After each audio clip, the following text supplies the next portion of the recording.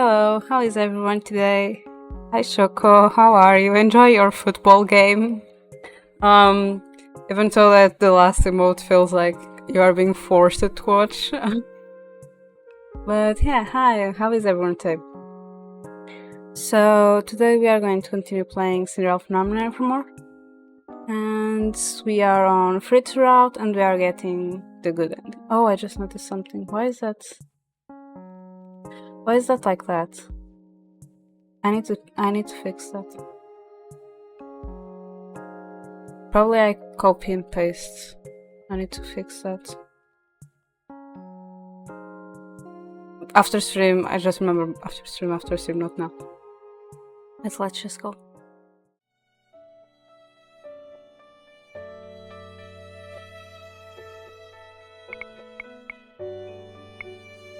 I think we were going to start chapter 4. If not, yep.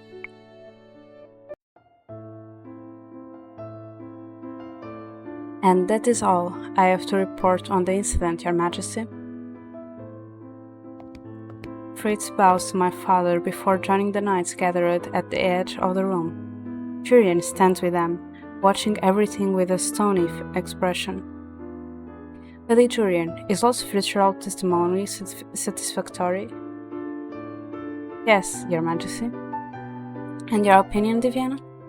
I agree with Julian, Your Majesty. This morning, my father ordered Fritz and the knights that were with me during the kidnapping to provide testimony as to what happened. The kidnappers have been waiting their sentence in jail for the past few weeks. Today is the day they receive their punishment. I heard from Julian that the trial has already been suspended multiple times on account of heated discussions between the king and the councillors. The case was of special. A special is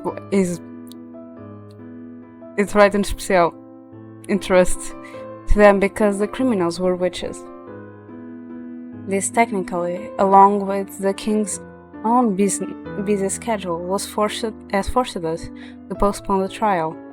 Father motions to the guards by the front doors. It is a silent command to bring the criminals inside. The kidnappers are silent as they enter the room and kneel in front of the throne. You know the reason you have been brought here. You have been charged with the crime of kidnapping the crown princess. To this crime, you have both pleaded guilty. I glance between the man and the woman. The defiance I saw on their faces the day they stole me away is gone, replaced with resignation. These people kidnapped and threatened me. They blamed me for the divide between witches and humans, and for the loss of magic. Viviana? My father is speaking to me in a low voice. I turn to him, startled. Yes, Your Majesty? This crime was committed against you. As you are set to take my place, I would have you decide their punishment. I turn back to the kneeling criminals.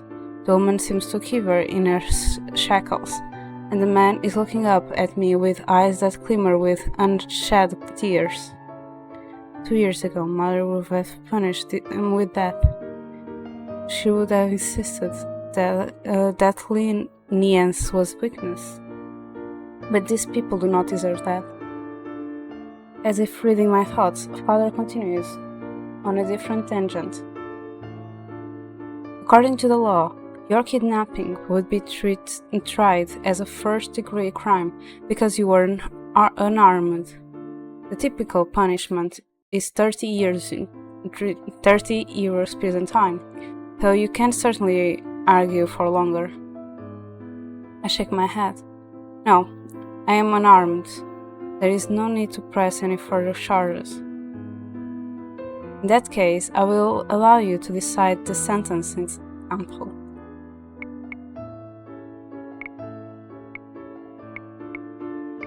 The damn mosquito is still here. So, what is half?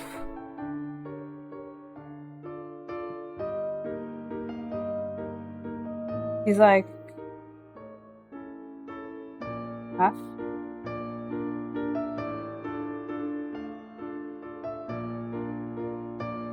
I need a church.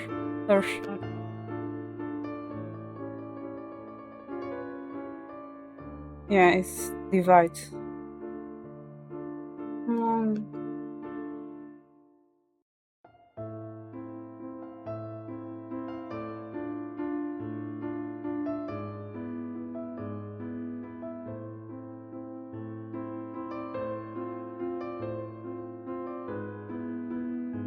Divide the sentence like for half.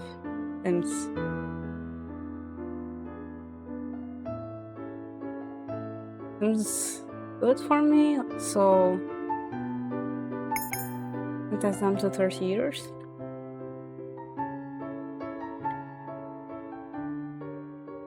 As you are equal to every citizen in the kingdom, I will not shorten your length or length your sentence.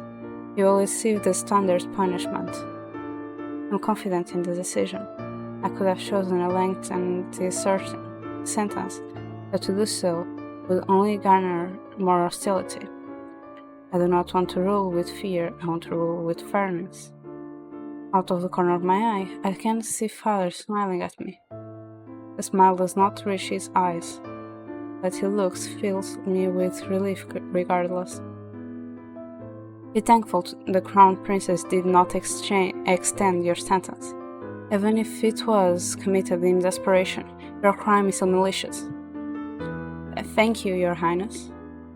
I notice the man is bowing to me. The woman does the same. Eventually, the two of them are led from the room. Oh crap.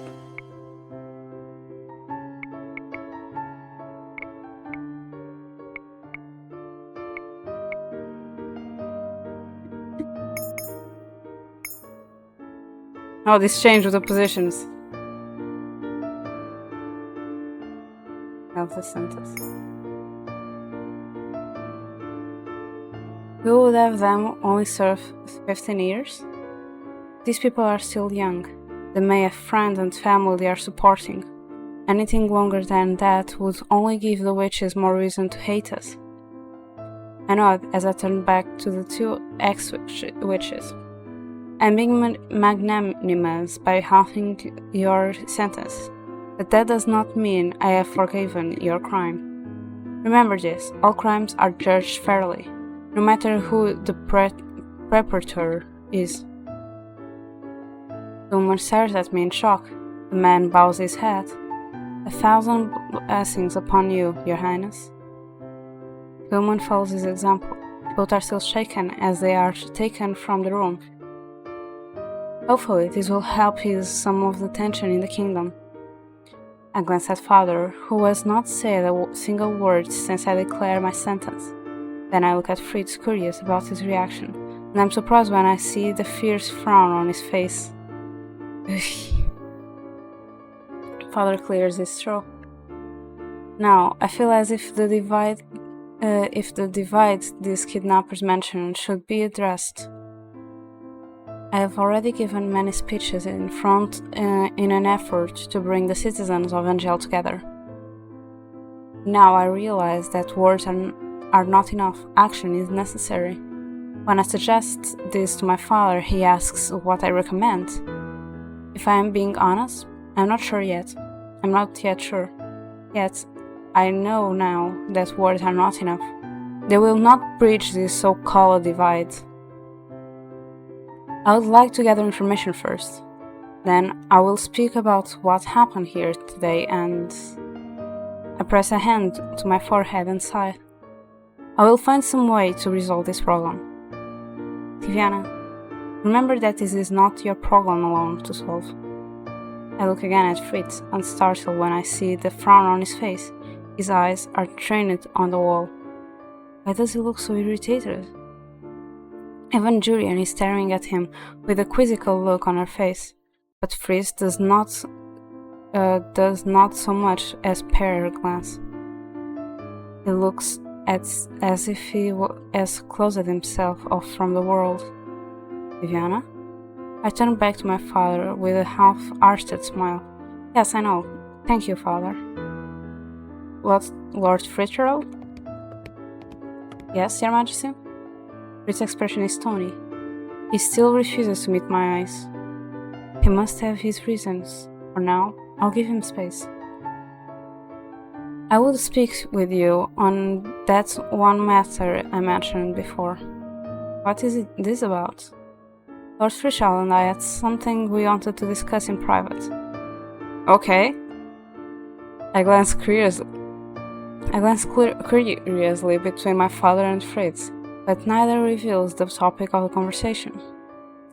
Is this something else Fritz does not want to tell me? I brushed my worry away with a nod, then swiftly turned my head out of the dining hall.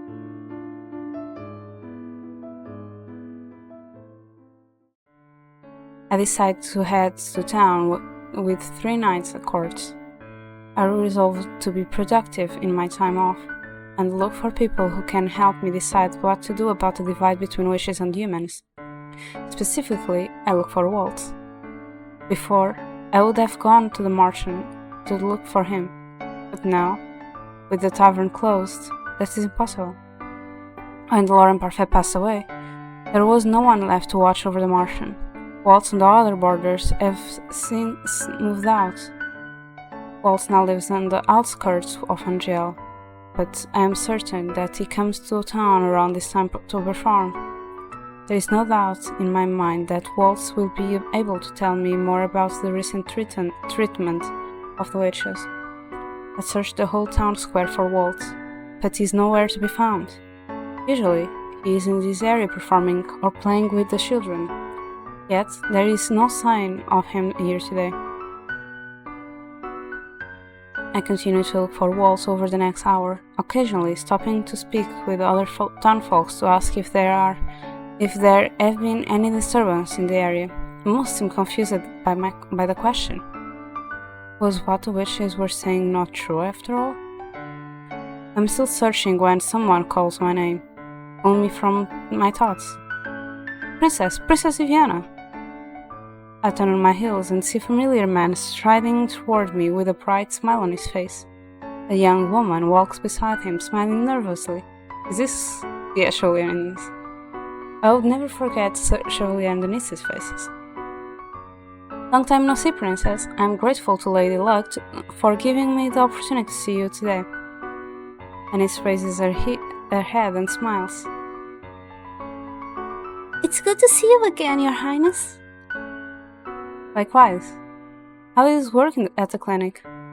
2 years ago, when the fairy tale curses were broken, Chevalier regained his memories and returned to work as a doctor. Anise, who had always been interested in learning more about medicine, decided to stay on with him and as his assistant. It has been months since I have seen either of them. Chevalier glances at Anise, a mischievous smile on his face. Anise looks away, flustered. Wait a minute. Is there something between these two now? Won't you tell the princess the good news, Anise? Anise fiddles her thumbs, her expression turning sheepish. Well, we've decided to open up a pharmacy in the clinic space. Oh, okay. Deception. A pharmacy? Anise's specialty has always been herbs and antidotes. We've decided that opening a pharmacy is the best way to showcase her talents. Rather than just a clinic, we'll also have a pharmacy set up so the town folks can purchase natural remedies. It should be less expensive than the medicine most apothecaries sell. That sounds like a great idea, doesn't it? Anise will do just splendidly. I hope so. Chevalier looks at her and raises an eyebrow. You should tell her about that other thing too, Anise.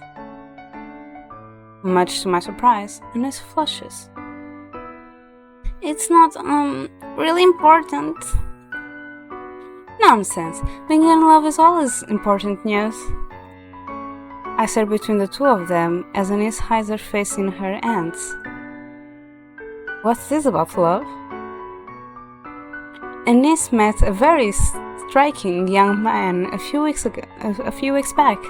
He came to my clinic to ask for my advice, you see. In the end, he spoke with Anise for hours on end about various herbs.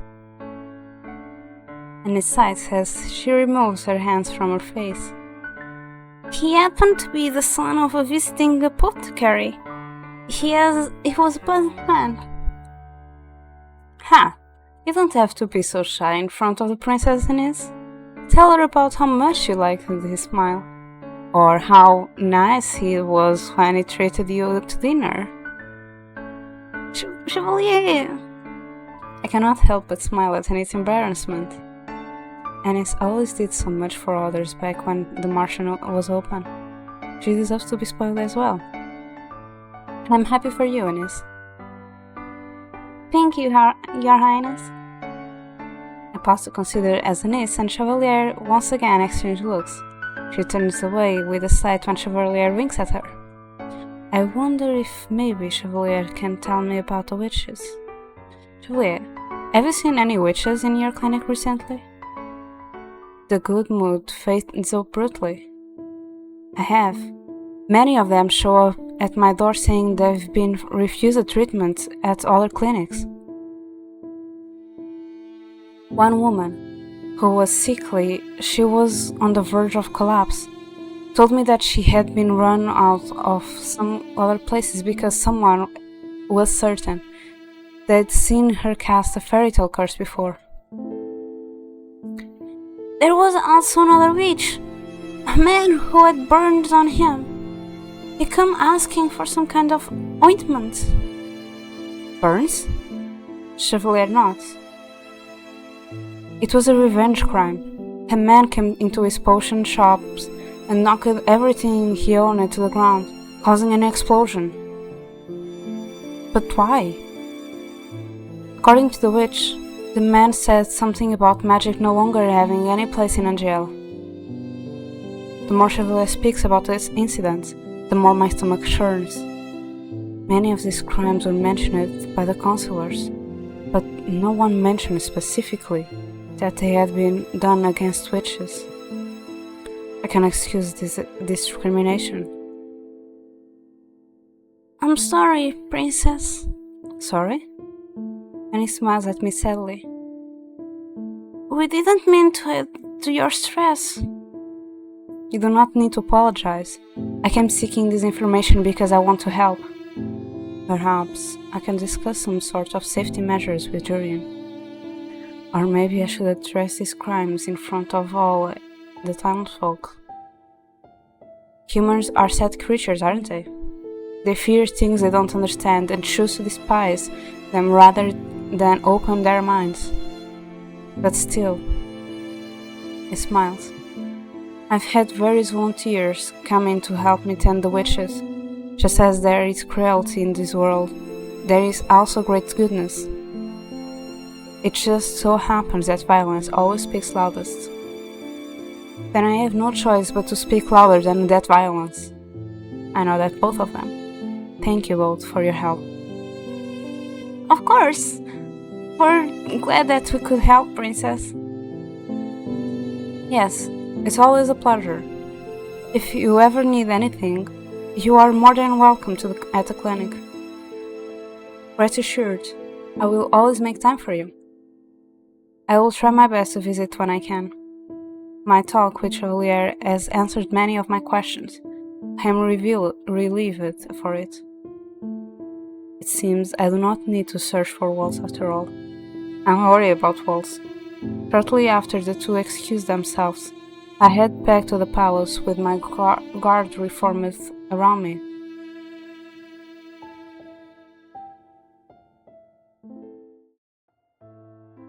No sooner have I returned, I am met by another familiar face. Emily is running toward me with a package in her hands. Her smile is exuberant.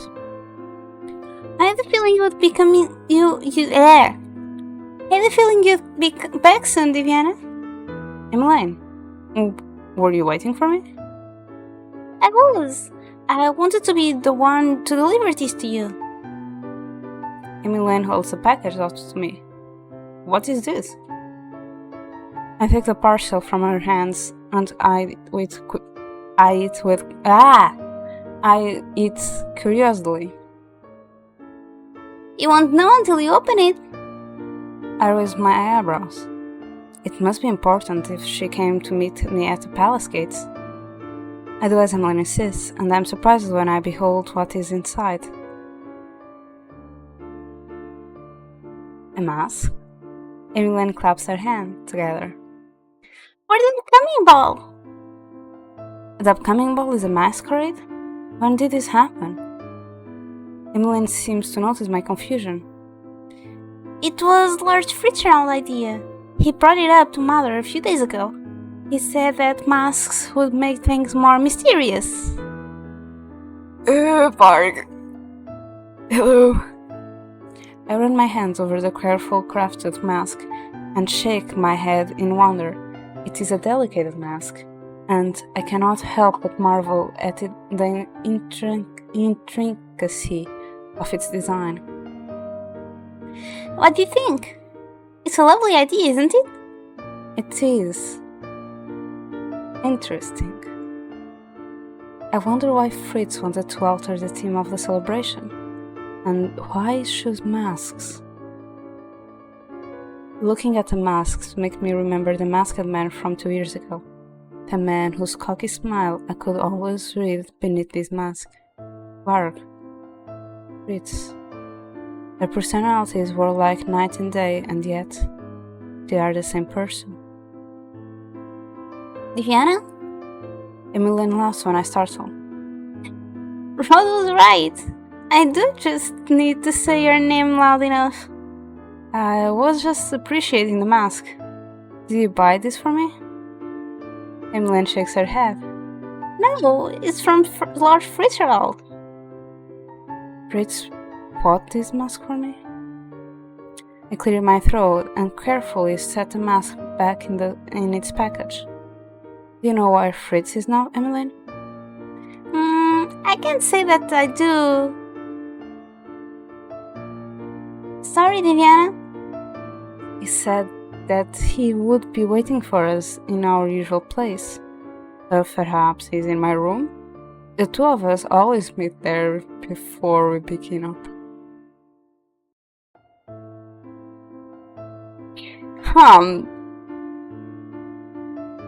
Not again. It's no worry. I'll find him on my own. I take the package beneath my arm. Thank you for delivering the mask. Oh, it's no problem. I wanted to be the first to see the wonder on your face. I look at her, suddenly curious. What's of your mask? Have you already purchased one? Yes, earlier today. She flushes.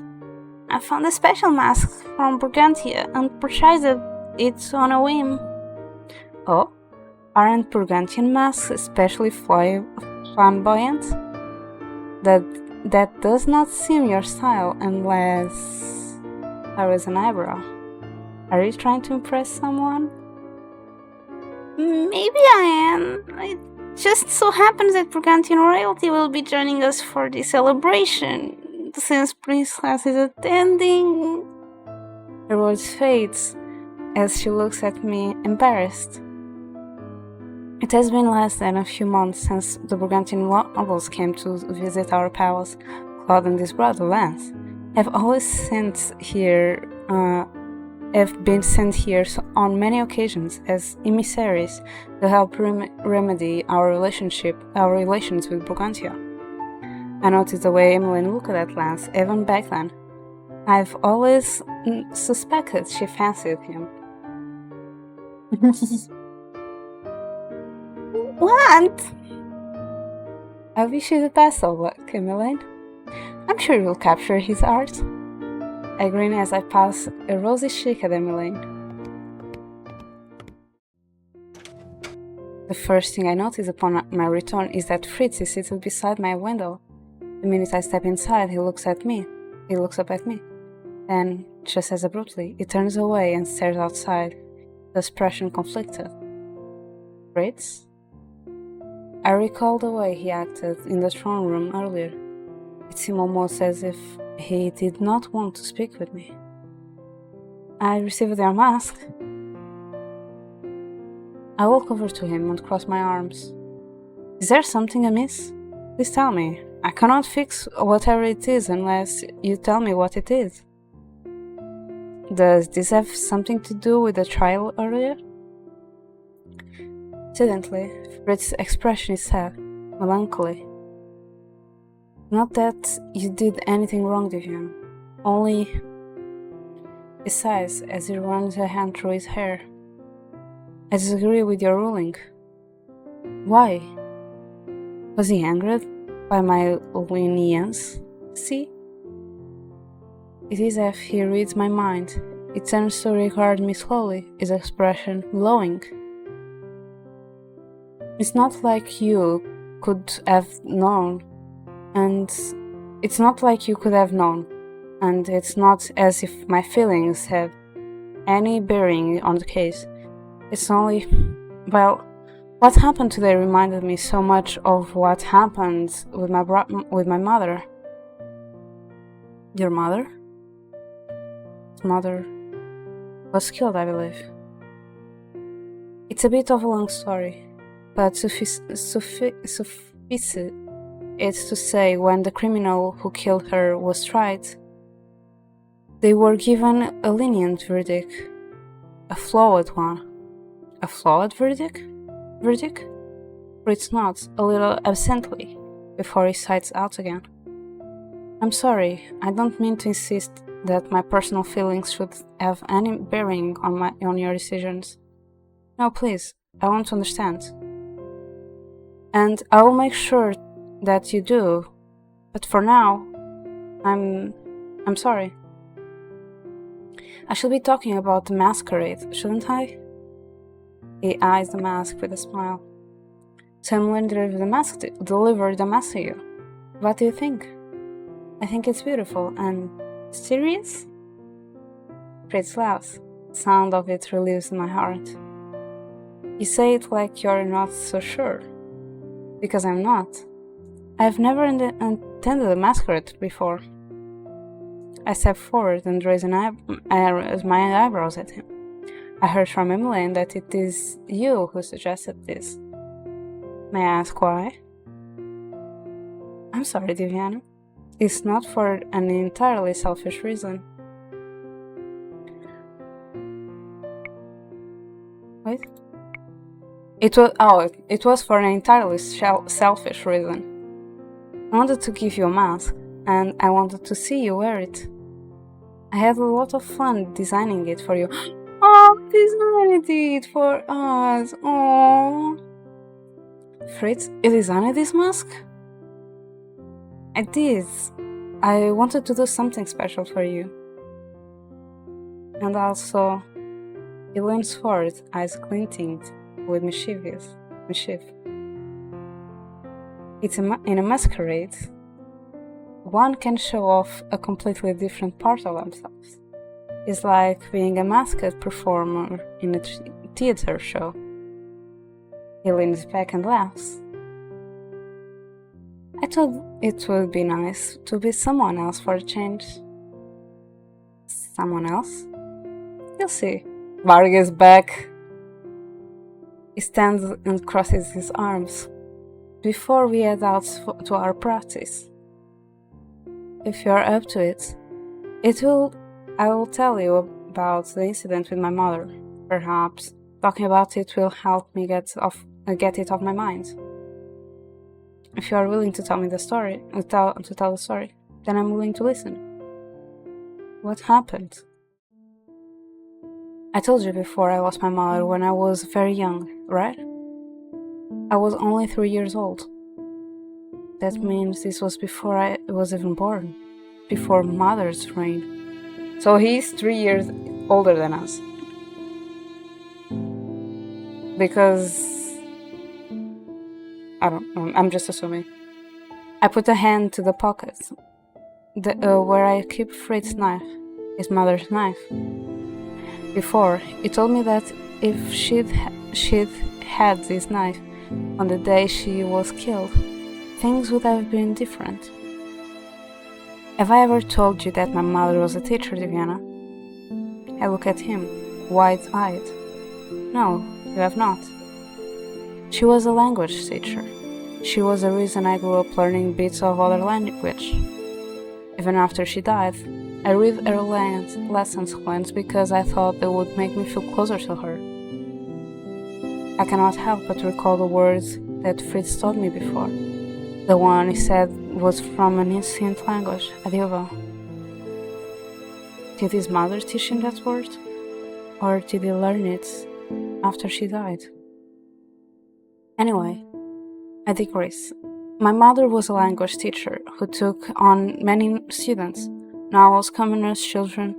She would teach anyone who had the motivation.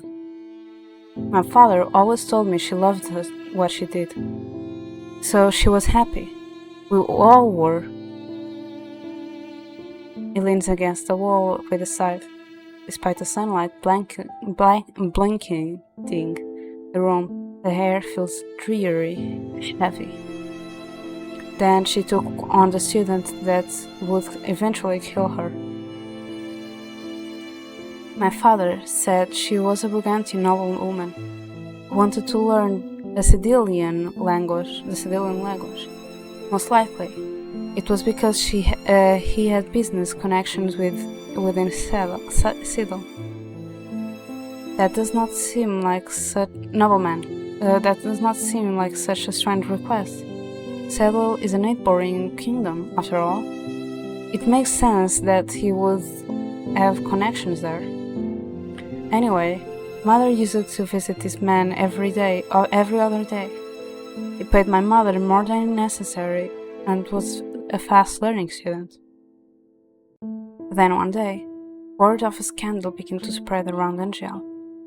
Word was the nobleman was involved in some illegal trade with Sicilian businessmen. My mother could confirm those suspicions. She found proof of the illegal trade deals in the nobleman's own letters. Apparently, the letters had gotten mixed into my mother's lesson plans by accident. They were written in a language only she understood. Shortly after my mother notified the king, the nobleman mysteriously disappeared. The day after, my mother was found murdered in an alley. The knife in her chest had been brought that day by a young man. No one recognized it. It turned out he was a hired killer.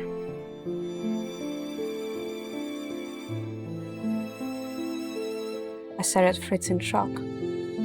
You believe that the nobleman sent a killer after your mother because she spread a rumor about him? It was the truth, not a rumor. The truth that soiled his reputation. Fritz's eyes are stormy, his mouth set in a tight line. At first, I think he is glaring at me, and then I realize he's glaring through me. His anger is reserved for a memory. The killer was brought to the palace to be tried. He confessed that he was only a hired hand, but nothing came of questioning him about his employer. Fritz eyes. The hired killer never had any physical contact with the nobleman who hired him. My father suggested torture as a means of getting information out of the murder, but the king refused.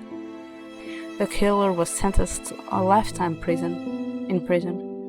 The nobleman who paid him was never found, and so he was never tried in court. My father tried to link the nobleman to the murder. King Gennaro argued there was no conclusive evidence that he had hired the killers. It was all circumstantial evidence. My father must have investigated further. There is no way he would let such a crime go unpunished. Yes, the investigation was extended, but nothing conclusive was found. Though my father tried to keep the investigation running, the king eventually disbanded the force, claiming they were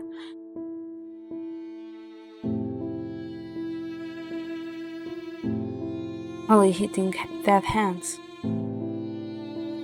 The look on Fritz's face is so mournful that I cannot help reaching for his hand. All I want is to anchor him in the present, to get him away from his memories. I squeeze his hand. Oops. I squeeze his hand, and Fritz turns to me with a grimace. After that, nothing happened for a while.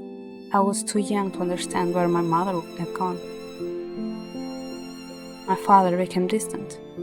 I distinctly remember him disappearing for long stretches of time. He was gone longer than he had ever been before, and I almost always had someone else in the manor with me. His expression is flatlines. And one day, he came home covered in blood. He told me that justice had been served. I stared at him. He killed another man? I didn't realize it until much later, but yes, he made him confess, and then he killed the nobleman himself. My father punished the nobleman where the law had not yet, and yet. He shakes his head. I have never felt closure. My father hated that the king was so lackadaisical about the investigation. He believed that the nobleman was pardoned on account of his status. From then on, my father held a grudge against the king. After my mother died, he became stricter, powerful. He began to doubt everyone and everything, and he dealt out justice with an iron fist. He didn't hate the king then. He still thought he was noble. He still believed in the honor of a knight. He didn't become truly incorrigible until after the war, when Hildur was locked in Tenebrarum. Before that, he was jaded but kind. After he saw what ruling with an iron fist could do to keep people in line. Fritz crossed his arms and groans. Back then, I always wanted to believe in the goodness of people. But now, I understand where my father was coming from. The strong walk over the weak. His shoulders sag. That is what I realized when my father used me 2 years ago. His gaze settles on me again, quiet and forlorn. I believe in fair trials. I believe that people deserve retribution for the crimes they commit. This crime was not murder, but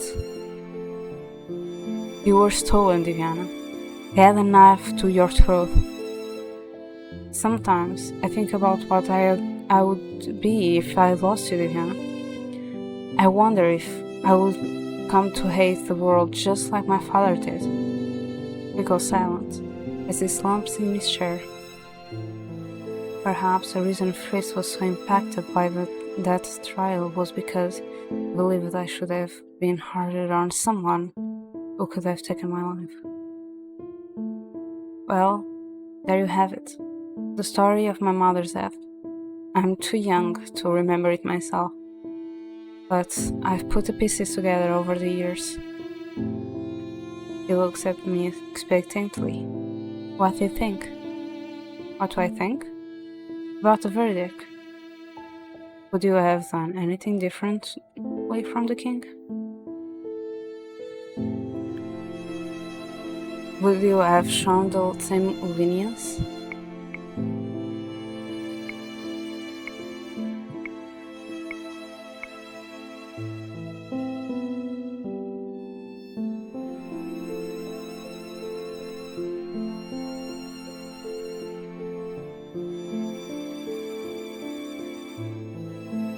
The same lenience as a king or the same lenience that I did?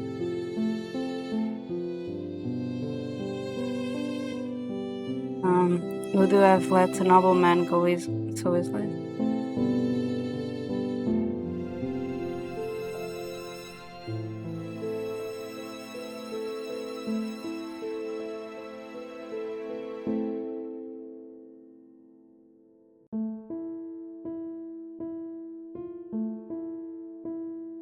I saved the right.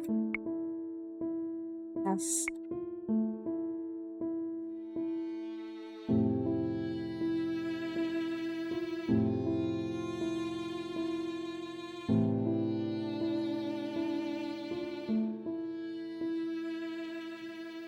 So I think no is the answer that Fritz is waiting for us to hear. But at the same time, we are trying to become a better person.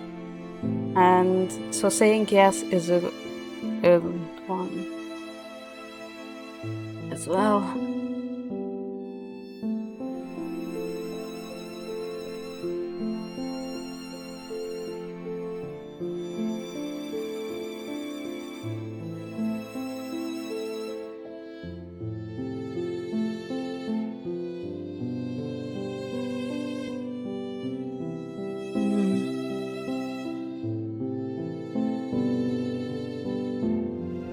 I'm going to put yes.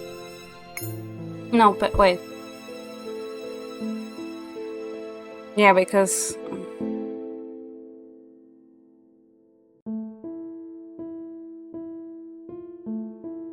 Fritz is waiting for us to say no.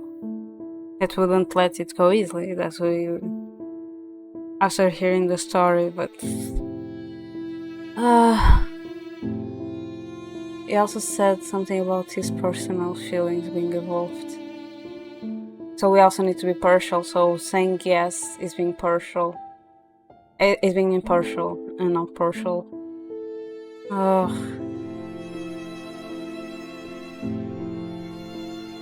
Look at this face, it's so sad. I can't think properly.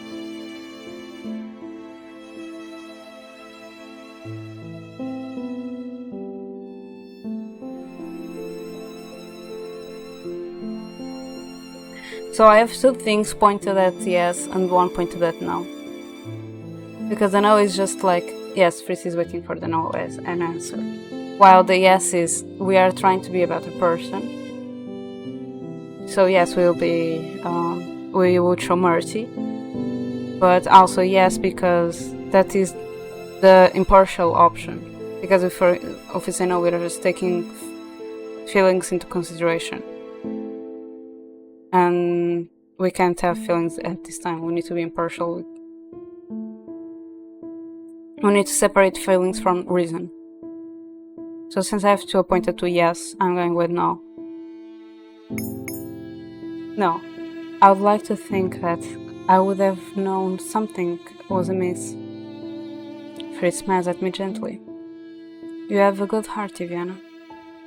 When I look at him, I cannot help but feel that there is still some uncertainty in his eyes. You're not saying that for my sake, are you?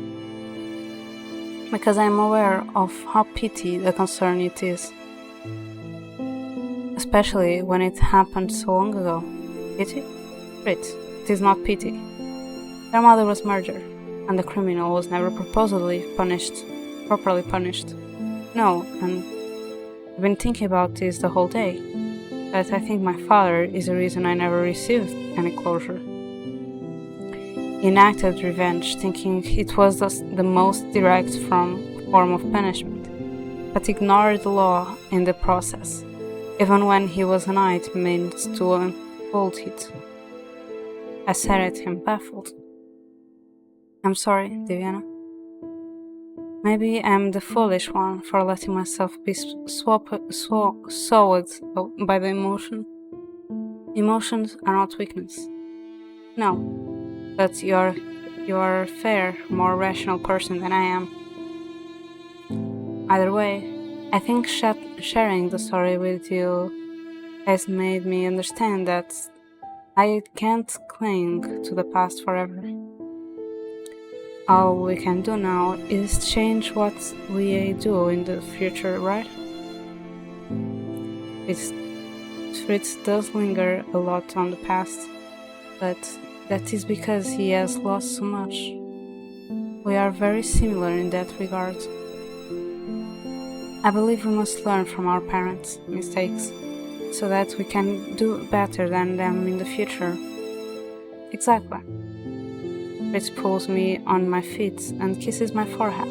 Then abruptly, he pulls me into a hug. Fritz? Thank you, Viviana, for hearing me out. I rest my head on his shoulder. You never need to thank me, Fritz. I want to be open with you. I want you to be open with me.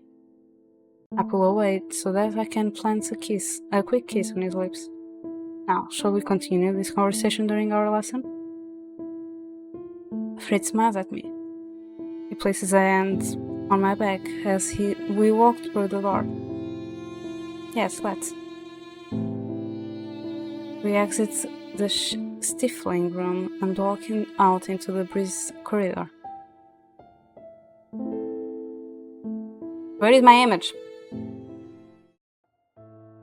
The rest of the week passes by in a blur of meetings, classes and practices. When I am not busy practicing with Fritz in the forest, he takes me to town. There, the two of us go searching for evidence of discrimination against the witches. Ever since I spoke with Chevalier, I have been unable to rest. Fritz has agreed to help me gather information and surprisingly, is able to compile more evidence than me. He may no longer be a knight, but he's still incredibly good at work that requires subtlety and stealth. By the end of the week, the two of us have compiled a long list to present to the counselors upon our next meeting. I am grateful that the week has come to a close until I realized, belatedly, that the masquerade my family has been preparing for it tonight. Fritz makes me promise that I will attend before departing to discuss some important matter with my father. Is this a proposal? The time for the masquerade comes sooner rather than later. It is not long before darkness cloaks, though always and guests begin to pile in. I exit my room to make my way through the throne room. The mask on my face feels heavy. Even though it is perfectly suited to my face, no one has seen me wearing it yet, not even Elaine. I hope it does not look too ostentatious. We actually look good, but it kind of blends a little bit with our eyes. I put a hand to one of the dress's inner pockets. Tucked inside is Fritz's knife. It is a strange gold luck charm, but it makes me feel more confident as I walk into the throne room. The first thing I notice upon entering the throne room is that everyone is masked. Most of the women are wearing beautiful designed gowns that shimmer with the dark colors of the night. I don't like this music. This is never a good music. The men don black coats and vests and wear bright smiles that offset their dark masks. Some of the ladies smile and laugh behind feathered fans. I take in the sights, wondering at the atmosphere of mystique. I am startled when the announcer beside the door appears and, with a bow, calls my full title and name to the gathered crowd. I search the faces to everyone gathered. The ghast expression are hidden behind their fans. My heart tightens at the sight. Am I so nervous? I begin to make my way down the stairs, offering words of greeting to all those who approach me. I cannot help but notice the nobles are more brazen on this night. I don't like the music. Ladies titter and grin behind their fans, and more than a few men wink at me. It is like they are different people. I am still meandering through the crowd and search for familiar faces, when I notice a man in attire similar to Fritz. Fritz? Man turns, but it's not Fritz. Only some masked nobleman. I call the disappointment inside of me and turn around to begin my search again anew. Looking for someone, princess? I nearly stumble right into the man behind me, and I have to take a few steps back to put some distance between us. I look up and freeze when I see his mask. Both his eyes and his mask are so familiar, I cannot help but be shocked. His face, complete with a cocky grin, gives me a strange sense of déjà vu. I cannot speak, only stare at him, dumbfounded. It's been a while. The look on his face and the mask. It is Varg's face, but no, it cannot be. Varg does not exist anymore, not as his own person. It has been a few hours. Fritz's eyes twinkle with mirth. Sarcastic, as always, I say. He takes a step forward. I'll have you know I plan on going by a different name tonight. Oh? Tonight, you may call me Varg. I don't like the music. I really don't like the music. It's not giving me a good feeling. I stare at him, nonplussed. He holds out a hand, the grin never leaves his face. What do you say to just one dance, princess? Come on, I don't bite. I look at Fritz quizzically. What does he hope to accomplish with his change in character? He always looks so pained when he remembers the things he did as Varg, so... Why? What? Cat got your tongue?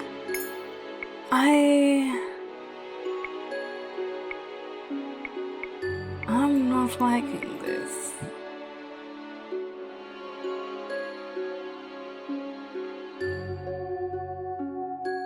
Yeah, scold him. That is like ding ding ding, wrong choice. Because like we are in the middle of the ball and we are just like going to ruin the mood. Are these dramatics really necessary for tonight? Lighten up, princess. You're being a killjoy. The more he talks, the more agitated I become. As much I enjoy the skull on your face, I can't help but wonder what a bona fide smile would you look like under that mask of yours. Fritz leans forward, and for just a few moments his smile softens. Just try to play along, won't you? It'll be fun, I promise. I do not protest when he reaches for my hand and plants a kiss on the back of it. Then, much to my surprise, he pulls me through him with a grin. Shall we dance? I don't like that music. I really don't like that music. That's killing. I didn't know the title.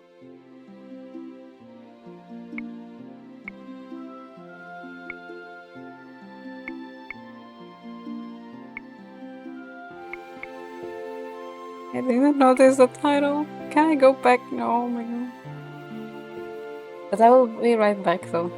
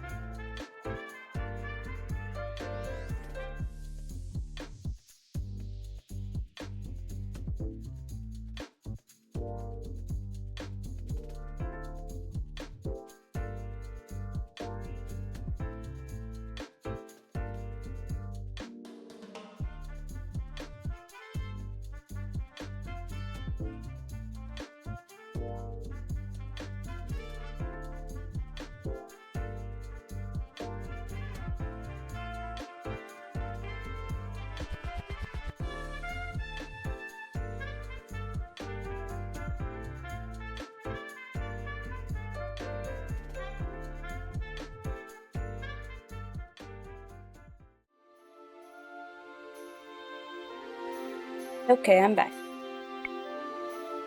If the night outside is a canvas of gentle twinkling stars, the throne room is an intricate painting of a midnight dance.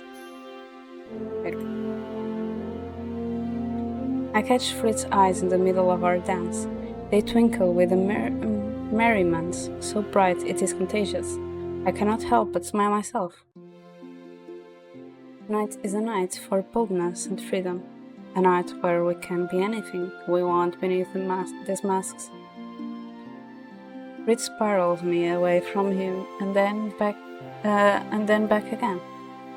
For a few moments, I remain rooted in place, not wanting to move. And perhaps because of the atmosphere, I find myself standing on the tips of my toes so I can plant a kiss on his lips. The composed smirk falls away from his face, replaced by a faint blush. As abruptly as he pulled me toward him, he silently turns me away. Feeling more brazen tonight, aren't you? Oh?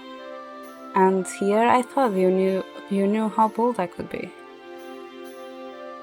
Fritz grins at me. You're the type that enjoys kiss stolen in secrecy.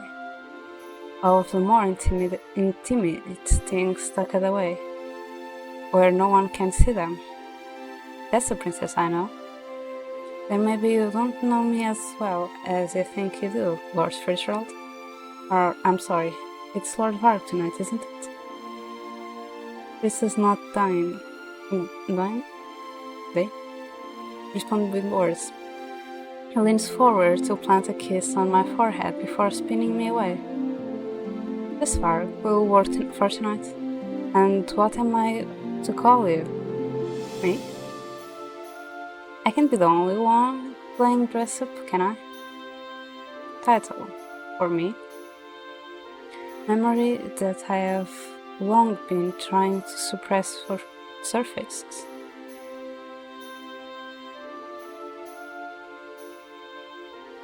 I'm surprised that you are the one telling me that and not Kobe. But hey, now you can rest.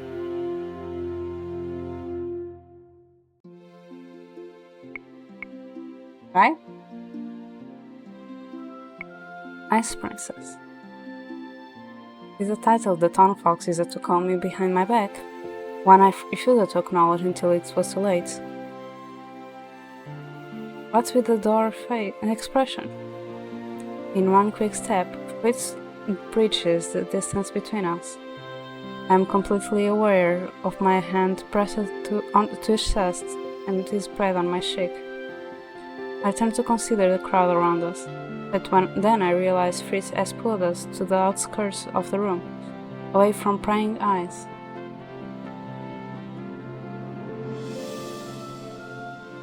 Yeah, but also, isn't it too noisy when there are winds?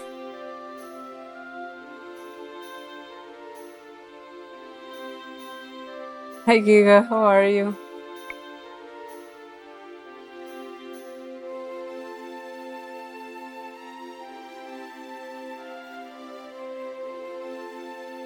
Thank you for the work. It's fun. I don't see how it is fun, Choc. I'm sorry. Thank you. Hey, Ice Princess. Whatever else I had been meaning to say is cut off when he puts his lips to mine, sealing my words away from me. I'm almost stunned enough to push him away, but then I realize that despite the bruteness of the kiss, Frit's arms around me are gentle. The kiss, both deep and lingering, is enough to make my knees weak. Yet it is disappointingly short. Good luck with Wua. The moment I feel myself sinking into his touch, he pulls away and pulls the loose strand of hair behind my ears. The Ice Princess, the one who made all of those mistakes in the past, the one who was forced to face so many of her mother's demons. That woman is still you. The smile on his face is gentle. I came to a realization a few weeks ago, Diana. It was this: in order to face the future, we have to face the past first. His expression becomes somber as he touches a mask on his face. This whole time, I've been lamenting my past. I've been talking about how much of my life I've wasted serving other people. I've always hated the part of myself that was Varg. It was the part of me that hated the world, the part of me that judged everything and everyone. Oh. I like when I judge everything and everyone. But like...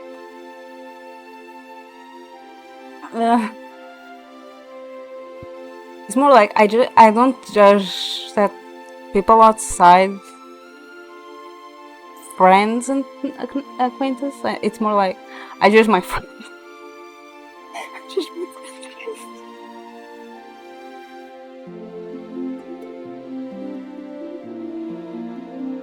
Like if I hear that you didn't eat, I'm going to judge you.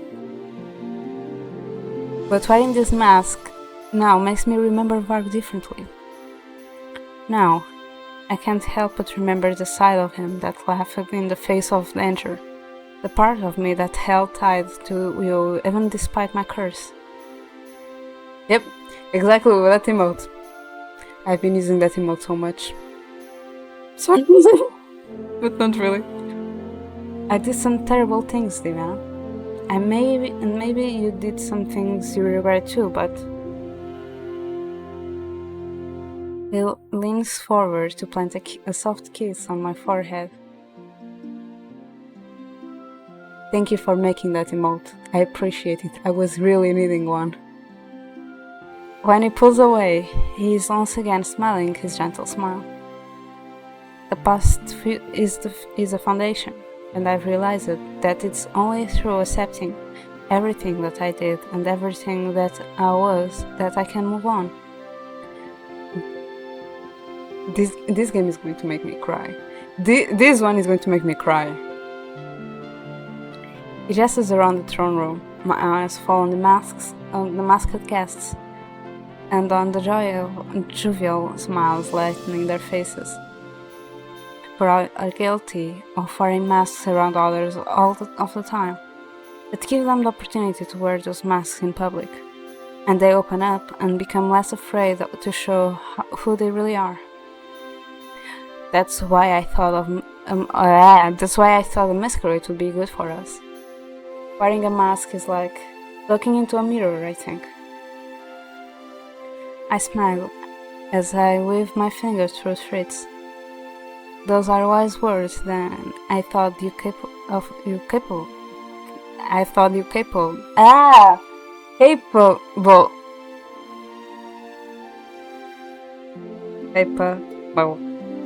Oh, Varg. Fritz bursts out laughing. His smile turns cocky. I'll be offended if I wasn't so amused. He pauses, looking thoughtful. So, will you let me call you Ice Princess? I've always thought it was a beautiful title. Ice is sturdy, sure, but it's also malleable enough to shape into whatever shape you want. Fine, you may refer to me as Ice Princess, but also... I raise an eyebrow at him. Not that I don't appreciate the flattery, but if we were revisiting the past... It smirks. Fine. I try to be romantic, and you cut me down. Same old Ice Princess. So he admits that during his time as our personal Ice, he tried to be romantic as a lot of times, but also when he was Varg, he finally admits that he was eating on us. That sounds more like the Varg I know. He takes my hand and plants a kiss on the back of it. I've been making tonight sound like it's about me when it's really about you. So I insist, you choose what we do next, Ivana.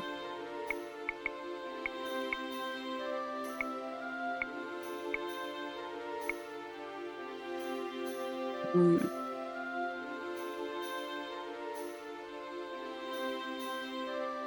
Uh, this feels like a moment to have only for us, especially when we have, like, our characters have been mentioned a lot that there have been difficult to be with each other, or like when we are with each other we are doing our duty, so it's not like really us having a moment for ourselves. So I think this all ball is just for us to enjoy and relax a little bit with each other and spend some time with each other as a couple, because he literally asked our father for blessing and courting us publicly, so that's what we have been doing. So I think the wrong one is search for my family, and that's what I'm going to do. I'm going for that, especially because I want to peek into my lanes. It occurs to me that I have yet to find my family, even though my first priority should have been to greet them. But as always, my thoughts are scattered where Fritz is involved. I was wondering how long I would have you to myself. What? It's nothing. No, come on. Let's go find Princess Emily and Prince Rod. See? Fritz takes my hand and begins to lead me through the crowd. This time, both of us are on the lookout for familiar faces. I believe Claude and Lance are here, but I hope to find Emmeline and Rod before I greet them. We eventually find Emmeline talking animatedly to a man whose face is both foreign and familiar. If I'm being honest, it is a relief to be free of this mask for a while. Oh my god, I wanted to see you with a mask! Emmeline is holding her mask, smiling sheepishly. I notice with a start that the man standing beside her, Prince Lance, is also unmasked. He laughs. I'm used to wearing masks because my mother was at many masquerade parties, but they are a little suffocating, aren't they? The Burgundian masks are so heavy. Probably because of all the layer details. So, if you don't mind my saying, he smiles at her gently. You look lovely in a mask, but I prefer you without one. You have beautiful features, Princess Emmeline. Wait, are his eyes a different color? I'm just noticing now, his eyes look they are different color, like the one on the right looks a little bit brighter and more golden. I've never seen Emmeline so red. I glanced at Fritz, curious. I have never asked Fritz if you knew that Emmeline fancied him not too long ago. Regardless, I'm glad nothing ever came of that infatuation. Hey, you two! Rod appears from nowhere, also unmasked, looking somewhat disgruntled. Staring is rude, you know? Staring? Hardly. I think you're just being overprotective, Prince. Rod cocks a sharp eyebrow. After a few moments, he gestures behind him at Emmeline and Lance. I plan on going over there right now. To do what?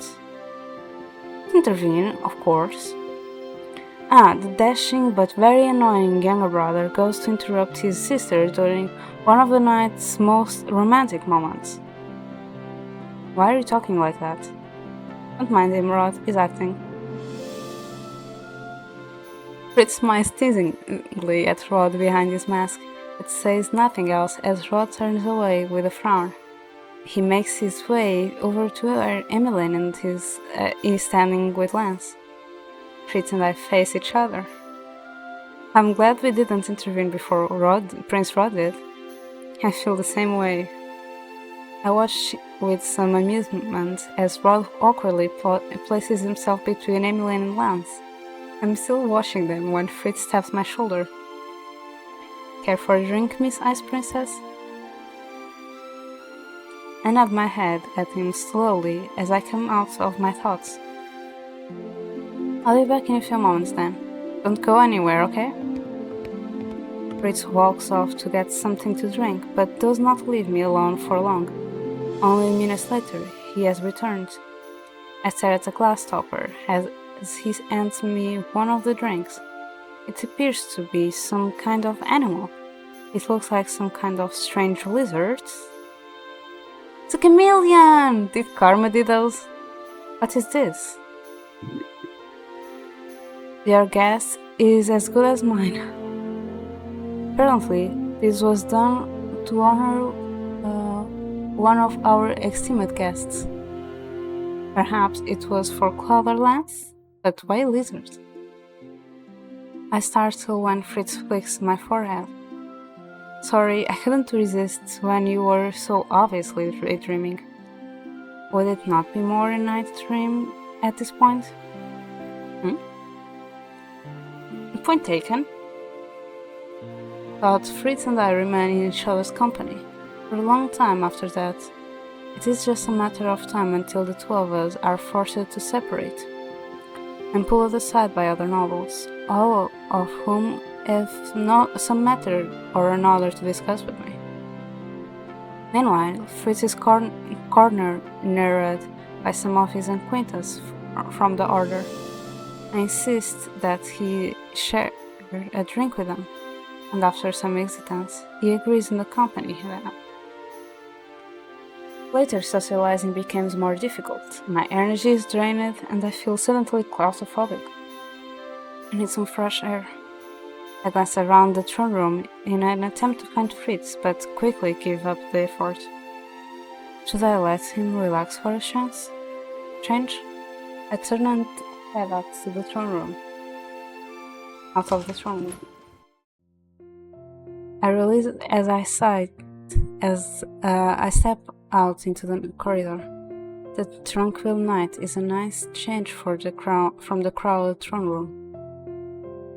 I wander a little further, deciding to put as much distance as I can between myself and the crowds. I meander down some of the nearby corridors, taking in the quiet of the night and letting it settle gently on my shoulders. Save for a few nights on patrol, the walls are empty.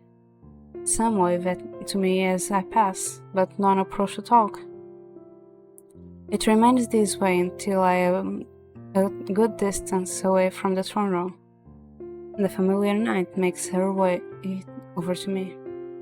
Princess Diana, what are you doing out here? I came out here for some fresh air. I pause and glance behind me. I realize suddenly that I have come into a different corridor. Many of the lamps here are unlit, probably to discourage people from wandering any further. Turin smiles at me wanly. Little too crowded inside for you? I'm afraid so. I'm surprised that Fritz isn't out here with you. I didn't want to pull him away from the festivities when he was having so much fun. It's been a while since he has been able to relax. I can't argue with that. He looks tense recently. I nod, then look at her curious. I wonder why he is tense. I wonder. What about you? How have you been since the promotion? The smile that stretches across Jordan's face is so bright it sparkles. I've been well. It's a lot of work, but it's rewarding. I only wish... She stops then, the smile fading from her face. I can tell by the melancholy in her eyes that she's thinking about Garland. My heart sinks at the memory of him. I've tried many times to apologize to Jordan for what happened, but she insists it was not my fault. No, the only thing I can think to do is pay my respects to him as I do with everyone else. I hope that my words reach him. Tyrion shakes her head abruptly. Never mind. When she faces me again, her good cheer has returned. I'll escort you back to the party, princess. I was just returning myself. I nod my acquiescence. The two of us have just turned and are beginning to head back when Julian suddenly stops, head angled. I follow her gaze down the hall and see people in the fair distance. Guests? There is no reason for them to venture this far. I look questioningly at Julian, but she has already started walking through the small crowd. Head back to the throne room, Your Highness. Wait, what's... But Julian trots off silently, before I can even finish my question. For a few moments, I simply watch her go, disconcerted by the sudden change in her demeanor. I ought to head back, but... I'm curious about what's happening. Surely, it cannot hurt to investigate. If I need to, I can always hide, which taught me how to be inconspicuous. Eventually, I come to the edge of the dark-lit corridor. I duck behind the nearest pillar and scoop out my surroundings from behind. From here, I can only just barely make out Julian's profile. In front of her, cloaked in heavy darkness, are two knights and a woman. I realize almost immediately that they are holding the woman between them, and that one of the knights has his hand clamped over her mouth. What is the meaning of this? Commander, we're just dealing with an interference. We found this undesirable roaming the walls with a stash of dangerous equipment. The woman between them continues to struggle, but her crashing barely moves the knights, who stand stock still as they look at Tyrion. Let her speak. But Commander... I said let her speak. Commander, she was holding onto this. The knight takes something from his pocket, a present, and presents it to Tyrion. Her eyes widen. A potion? She glances at the panicked woman. Their captive is a former witch? But what are they doing to her? She was about to break into the party with this. We found her skulking out here and arrest her immediately.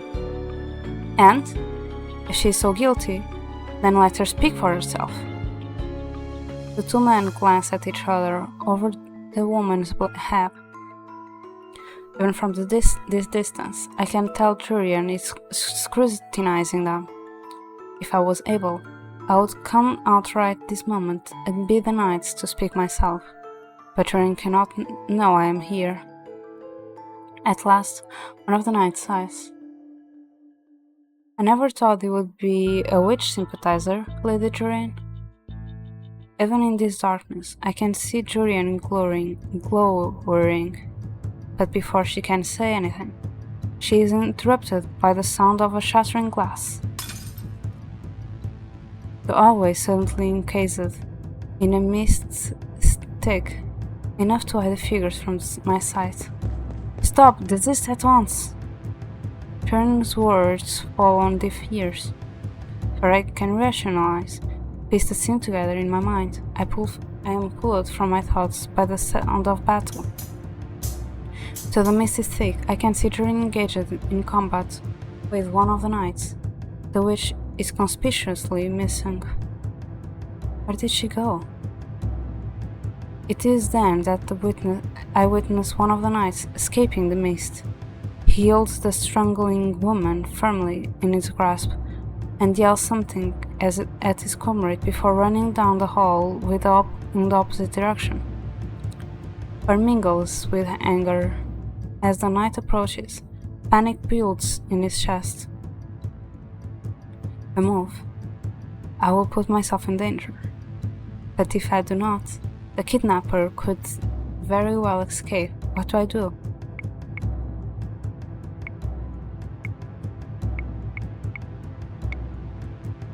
Well, we have a knife.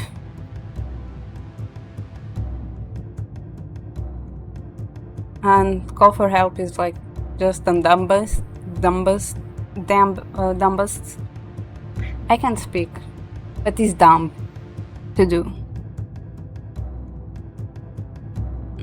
Special because like we've been having training. We have a dagger with us. We saw the whole scene. Fritz is probably coming, so like calling for help is just wasting of time and alarming the kidnapper that like just ruins the moment of surprise. I turn and rush down the corridor before the night approaches. The least helpful thing I can do is put myself in danger. I must call for help. The thought instills a great confidence in me, but as I run through the walls, that confidence diminishes. No matter how loud I shout, no one hears me in these empty corridors. Sudden desperation takes hold of me, and before I realize it, I yell out of a word I have not uttered in years. Adiuva! It is like a magic trick. The minute I say the word, Fritz appears at the end of the corridor, eyes wide and panic beneath his mask. Viviana? He easily bridges the distance between us and puts his hands protectively on my shoulders. What's happened? A kidnapping. A knight has kidnapped someone. Journey is fighting his accomplice. I'm breathless as I point down the hall. I no longer hear swords in the distance. I hope that this means Shurin has defeated one knight and is chasing other after the other. Vienna, you must go back to the throne room and tell His Majesty. He squeezes my shoulders tightly, as if to hold me still, then rushes off down the hall, his cloak rustling behind him in the near silent night. I stand for a few moments, watching him rush off. Then, after a few moments of hesitation, I turn on my heels and continue to the throne room. It's better this way. Better for me to stay out of trouble.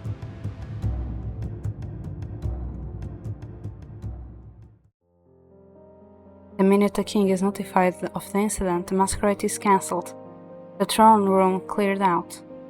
It is I who brings the news to him, and I who helps him organize the knights to deal with the threat. It is not long before Jorin returns, but I am disheartened when she arrives with only one of the captures. Have you found the other man? We think he might have escaped the palace. Lord Fitzgerald went after him. I clench my hands into fists to keep them from shaking. Should have gone after him.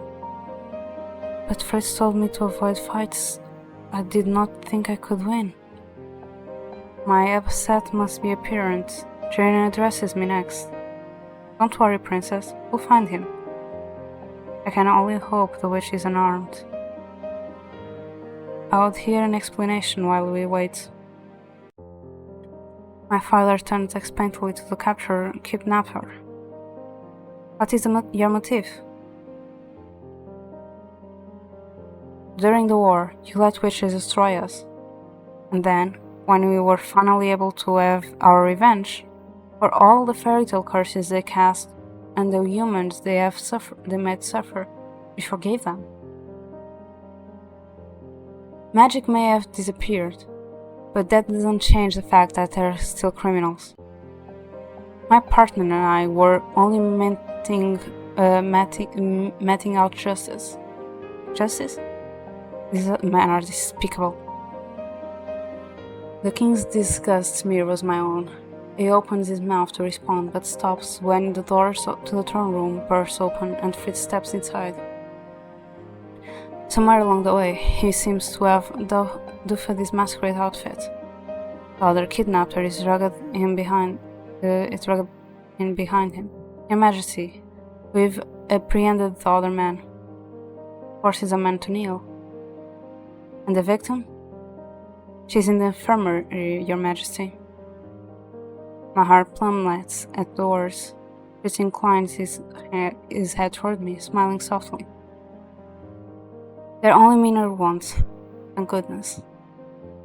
See to it that she receives the utmost care. Extend my deepest apologies to her and tell her I will visit as soon as possible. The knights that accompanied Fritz into the room knocked before leaving to deliver the king's message. Your Majesty, if I may interrupt. Speak, Julian. We've discovered that this is not the criminals' first offense. They are also behind some of the recent hate crimes happening in town. June shouts to the two knights a severe glare. I held myself responsible for not having found out about their crimes earlier. You have my deepest apologies, Your Majesty. Your apologies are unwarranted, Julian. I am just as surprised as you to see this hatred even within our ranks. It turns again to the knights, expression stoic. I personally invited Lady Celeste to this ball.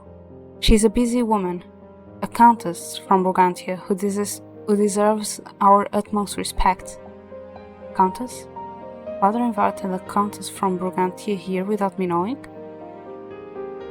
I invited her here to act as a spokesperson for witches, and she gratefully agreed. He frowns. I do not know what you intended to do with her, but know this. You will be tried for all of your crimes. I will not abide prejudice in this kingdom. With that, the two men are taken from the room. Their sentence is all but set, but they will nonetheless at the trial for the sake of fairness. Jane herself lets them out. After she has left, it is just Fritz and I left in the room. I break the silence first. The witch is a Brigantian countess?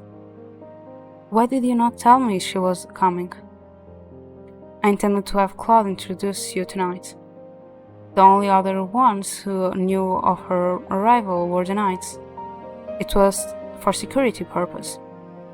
Besides, I see now that it was a mistake to keep the information confidential. Regardless, my father turns to Fritz with a smile. You have my thanks for going after the kidnapper, Lord Fritzrald. I only did what anyone else would have. Anyone else? Would I have been able to do the same thing? I heard Diviana calling for help.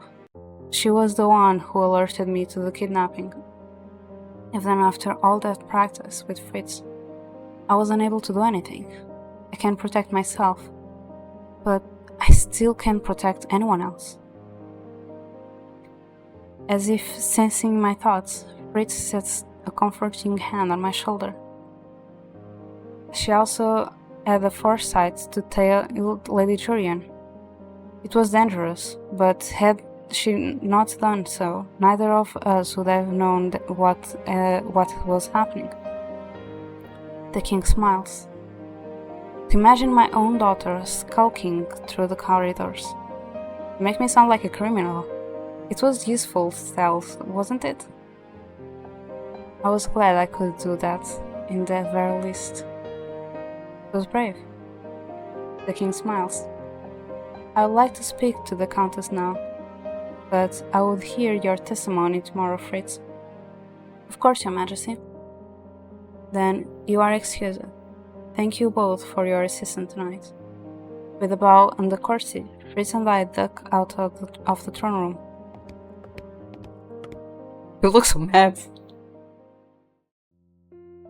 My head is still reeling by the time I return to my bedroom. I think the woman I helped save tonight was a countess from Brigantia. I collapse into my bed with the ground. Fritz leans against the wall near me, arms crossed. What a long night. I'm sorry you had to spend so much of it looking for the escape at night. Why would you apologize for that? I should have done something. I could have done something. Fritz crouches down beside me. Gently, he takes my hands in his own. I told you before that running was the best way to stay safe, and you listened. But this was different, Fritz. This wasn't just about me. You're too hard on yourself, Diana. Calling for help isn't weakness. My heart plunges at the thought. Before, I had always thought reaching out to others was a weakness. That to rely on others meant I was incompetent. And now, I cannot help but feel that there was more I could have done for the contest, but she was found in the end, at least. Injured, but alive. Please, Ivana, I never want you to have to put yourself in danger. But I'm the crown princess. Putting myself at risk for my people is one of my duties. Not if it means your sacrifice won't bear fruit. But Fritz, he kisses my hands. The Countess is safe, and you're safe. That's all that matters. It does not let go of my hands until I concede this point. After I reach into my pocket and withdraw his knife, the one I did not get the opportunity to use. You keep the knife with you? I should have used it. No, the knife is a last resort, Vivian. I don't want you to use it unless you absolutely need it to. I'm glad you keep it on you, though. How could I not? You gave it to me as a gift, and it's a good means of protection. It would be foolish of me not to carry it. I look down at the knife, thoughtful. For a few moments, Fritz wraps his hands around mine. What you did today was amazing, Diana. Please, promise me you'll always prioritize your own safety. Angel can't lose its future queen. The spark dies in his eyes as he speaks, and his shoulders sag. And I can't lose you. You mean the world to me, Diana. You're the one that keeps me rooting, that keeps me sane. You're my dream from the future. His eyes arch on the dagger as he speaks. I wonder vaguely if he's thinking about his mother and what happened to Alcázar after her death. I need to comfort him somehow, but how?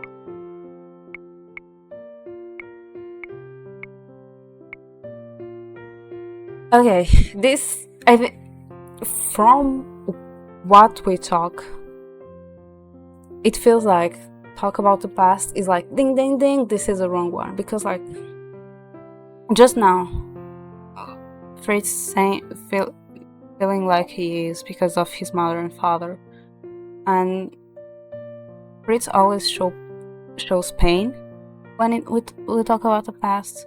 However, it feels more like uncertain and curious, and like the energy that it gives when he talks about the future is totally different. Is way more positive than when he talks about the past. So that's why it's screaming for me like talk about the past is the wrong one. So that's what we are going to do. Fritz, back when you were my knights, you always protected me. I know I made mistakes in my past. I didn't trust anyone, and yet I still depended on them to protect me. Even back then, when I didn't properly thank you, you protect me. As Fritz, as Varg, you have always been there for me. I want to protect Angel the way you protect me. I want to be just as selfless, but without being foolish. I do not believe in fruitless sacrifice, so please, do not worry about me. That's a tall order, Diana. I can't not worry about you. Perhaps you could worry just a little less, then? Is that an order? If it needs to be, yes. His eyes twinkle with mirth when I reach forward to touch his cheek. Oh my... the pain right now. Our lips are inches apart when a knock sounds on the door, startling us both. Fritz, you shouldn't be in the room right now. Her Highness, the Queen requests your presence in the chambers. Okay. She must want to check on me. Tell her I'll be there in a few moments. I turn back to Fritz and plant a quick kiss on his lips before standing up. He looks at me, almost disappointed. I consider him for a few moments, before shaking my head with a little smile. Would you like to come with me? To the Queen's room? Is that a problem? No, I've just never visited her chambers before. Then we must remedy that. You're basically a part of the family now, after all. Before he can protest, I grab his hand and pull him out of the room.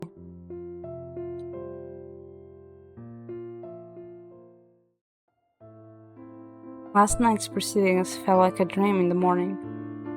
The king reviews the situation with the counselors, and after hearing testimony from Fritz and I, he sentenced the knights to a lifetime in prison. The countess has been offered a room in our palace for a few days. Last I heard, she is resting in her room and recuperating from the trauma of last night. Even the masquerade feels like a dream. In the morning, everyone is exhausted, with the exception of 2 people. You absolutely must fight me. I will not leave Angel until we spar. Sorry, Your Highness, but I have a very tight schedule. His eyes flicker to me, and I can see the mischief in them. I know Fritz does not have so much on his plate that he cannot spare with Claude. No, he just wants to avoid Claude's melodrama. But this is gentleman's challenge. One does not turn down the gentleman's challenge. On the contrary, Quan has a responsibility to turn down the gentleman's challenge if it comes from a man that is not a gentleman. You stay out of the dilemma. Claude and Glance are our estimated casts for the following week, though I have no doubt Claude's dramatics will tire me out by the end of the week. I cannot help but be glad to see him again. His exuberance is contagious. Emily especially is excited the 2 princes are staying longer. She has been stealing glances across the table at Glance all morning. Even now, she twirls her hair around her finger as she shoots another nervous smile at Glance. When she notices me staring, she turns away with a flush. You really plan on ignoring me, Lord Fitzgerald? Oh, were you saying something? Such a cruel man you are. Please ignore him, Lord Fitzgerald. He thrives off attention. I only wanted to see who the superior swordsman was. Fritz is a very capable swordsman.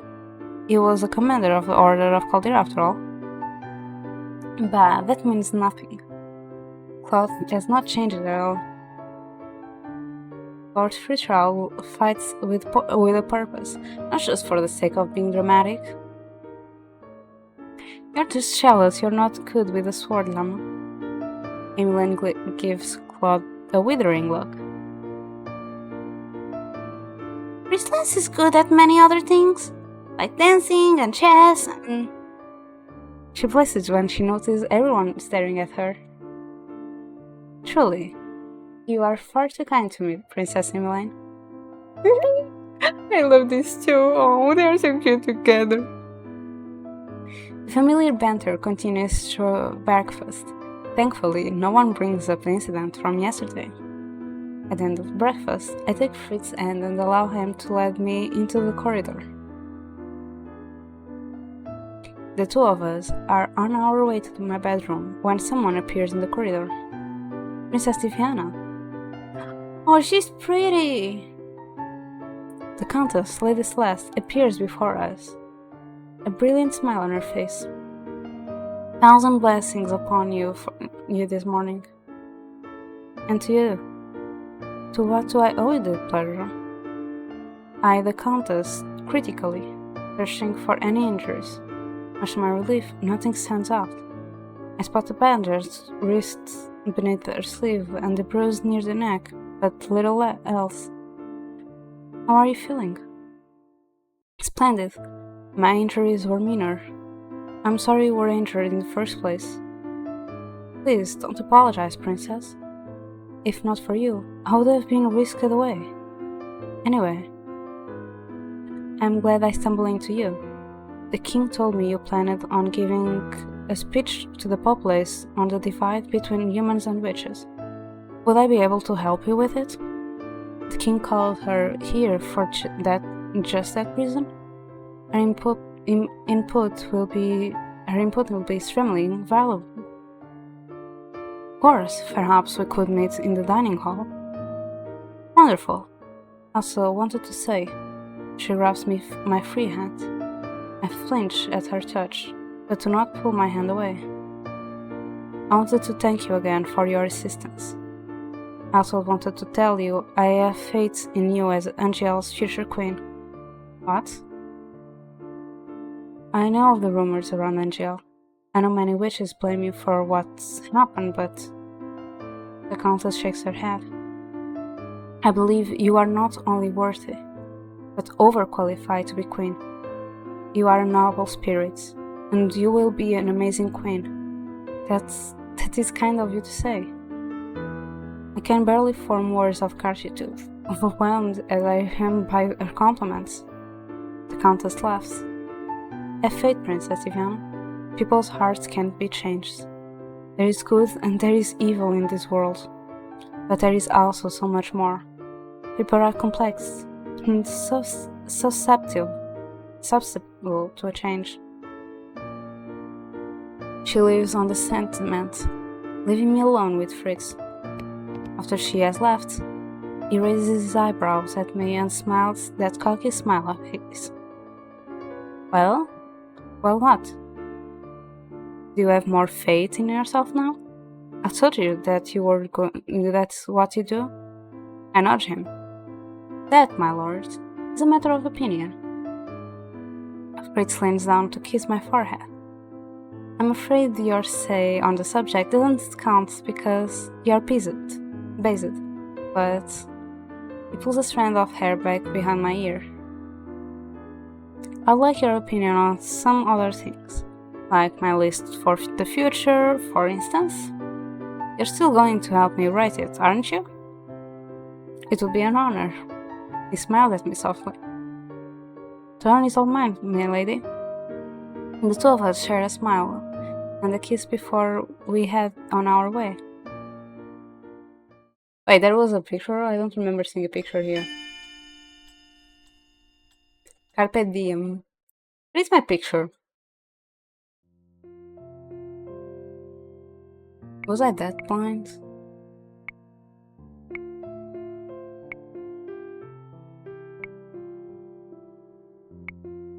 There's the progress. Give me the photo.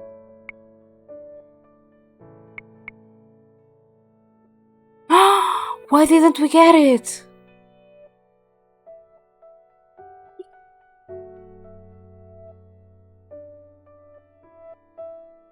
Oh man. They didn't give us.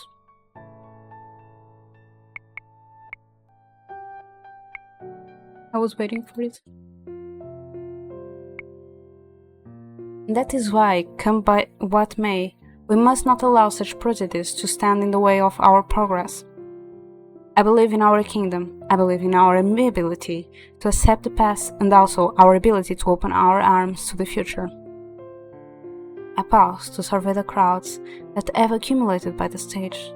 I see a myriad of emotions reflected on the townspeople's faces. Fear, hesitance, relief, hope.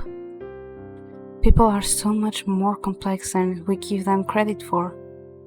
They are much more than the masks they wear in public. My eyes wander to Fritz, who is standing at the edge of the stage just beside Julian. When he notices my eyes on him, he flashes me a smile. His silent presence is enough to motivate me, no matter what may come. I turn back to the townspeople. Sometimes it is too much to shoulder the weight of our past, and sometimes the weight of the future is so daunting we turn away from it. In times like this, I beseech you, let us all open our hearts and respond to the uncertainties not with malice, but with acceptance. Let us live to be better people, not for the future, but for the here and now. Every dream begins not with a leap, but with a single step forward. So let us all live for a moment in peace, so that we may cultivate a future filled with hope. Let us walk forward together, no matter our past, no matter our blood. I take a deep breath and steady my nerves. The crowd is silent, but the quiet lingering in the air is thoughtful. I glance to the other side of the stage, where the Countess from Brigantia is standing regally, her hands clasped, and she looks out at the crowd. She gave her own speech before me, a speech received with just as much respect. I hope that my words are reaching them. Focus again on the crowds. An older civilization once left us with these words, Carpe diem, literally translated, seize the day. And that is advice I now leave with you with. Seize this day, and every other day is so that we may all take one step forward together. Let us not linger in the past or cower before the future. Let us focus on the present and on the things that we may yet accomplish, and the good we can do in accepting others. And if we may accomplish such a thing, no matter how small, I believe that our kingdom will grow ever more peaceful over the years. Carpe diem. A tall man's silence clings to the air as those words sink in. I have to stop myself from glancing back at Fritz. I'm remembering how to say the words correctly, right? My hesitance fades away at the sounds of applause, which shatters the silence until the whole area is resonating with the sound. I slowly raise my head to look at the people gathered around me. For the first time in a very long time, I do not feel like an outsider begging for forgiveness. For nearly the first time in 2 years, I do not feel like a victim or a criminal. I feel like a leader. Thank you. I do not know if anyone can hear my words over the applause, but I say them anyway. Eventually, I step off the pedestal and make my way for my father, who is set to give his own speech on this town outing. I have been accompanying him for the last 2 years on his monthly visits, but this is the first time I ever felt confident in the words I offered to the townspeople. Hi Scarp, how are you?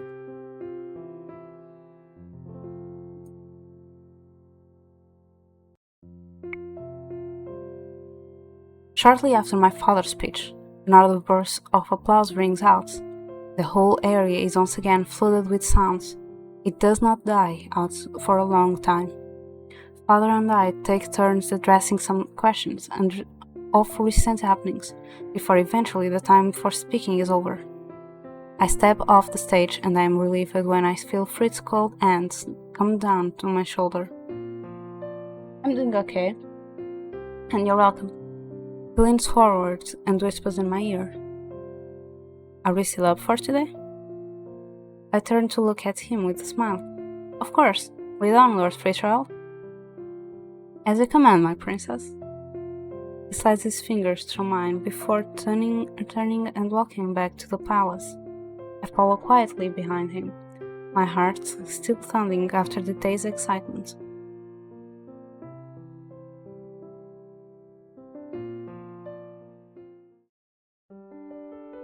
After ample preparation, the two of us head to the forest.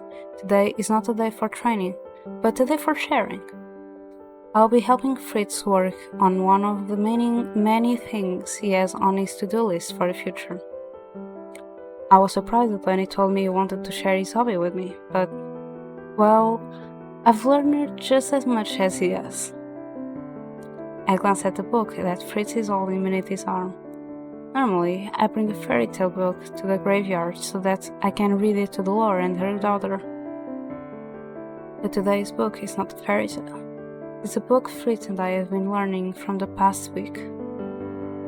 It is not long before we came to the grave site. Neither of us is surprised to see Julian there, kneeling in front of Garland's grave. She has already placed their flowers and looks to be on her way out when she notices. "Oh, Your Highness, Lord Fitzgerald." She bows. "I hope you are not bowing to me, Julian." Jane snorts. "Unless you've suddenly become a prince, no." She glances between the two of us. "But who knows? That day may not be so far off." "She knows something! She knows about it!" She narrows her eyes at the book we have. "That book. I hope you've been teaching Garland too. He was always interested in learning. I always saw him eyeing that book when you read it during our patrol breaks, Fritz. I'm sure he's been learning just as much as the princess and I." Jenny laughs. "In that case, I leave you two to your studying. I have duties." And Jenny turns around one last time, her eyes fixed on Garland's grave. For a few moments, her eyes are melancholy and far away. She puts her fingers to her lips, and then presses them to the grave. "See you later, Garland." She turns to walk away, leaving Fritz and I alone in the clearing. The two of us pay our own respects. Fritz lingers longest by Garland's grave, and me? I set a flower before every gravestone, kneeling by each to offer everyone a separating greeting. I stop first at Garland's grave. "Garland, Julian is doing fine. I have no doubt that she will be the best commander the Order has seen yet. She thinks about you often. I hope you will continue to watch over her." A pause between Dolores and Parfait's graves. Dolores and Parfait. "I know that today will not be the end of all of my problems for the future, but I hope that it will be the start of a new beginning." Also, I'm just realizing the first game, Fritz good ending ended in the exact same way. Also, here near the graves, us just visiting it. Oh my god. I'll never stop trying to bridge the divide between darkness and light. Last, I stop at Mother's grave. I may not be carrying on your legacy exactly as we expected, Mother, but I take a deep breath. I want to be the queen that you can be proud of, a queen that can end strife not through violence but peace. When I'm done, I sit a distance away from all the graves and pat the area beside me. Fritz props himself down beside me, sitting close enough for our shoulders to touch. He places the book between us and pulls up the cover. He sets his fingers on the page we bookmark and begins to read aloud. The words are in familiar, ancient language, though most of them are still foreign to me. They sound like poetry coming from Fritz's mouth. As he is reading, I pause to point at one of the words, recognizing it immediately. There it is again. Carpe diem. That's right, carpe diem, to seize the day. When Fritz came to me with this proposition to learn this language together, not more than a week ago, he told me that phrase first, carpe diem. It made enough of an impression on me that I included it in my speech. 2 years ago, when Fritz was my personal knight, he taught me another word from the same language, adiuva.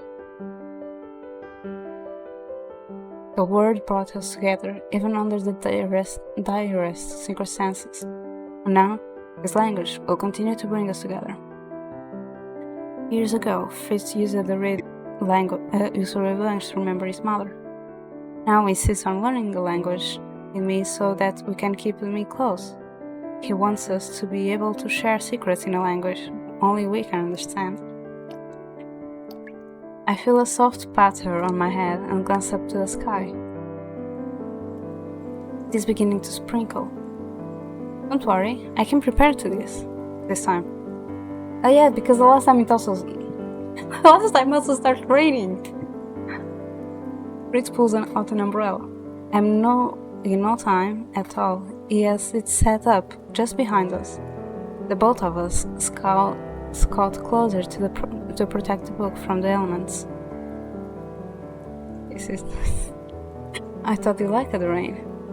I do, but it would be a shame if the book had to suffer, wouldn't it? He smiles at me as he points to a phrase in the book. Now, this phrase here, do you remember what it means?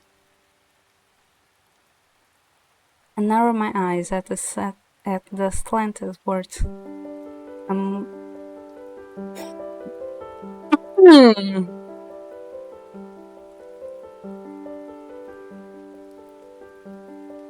Amor vincit omnia?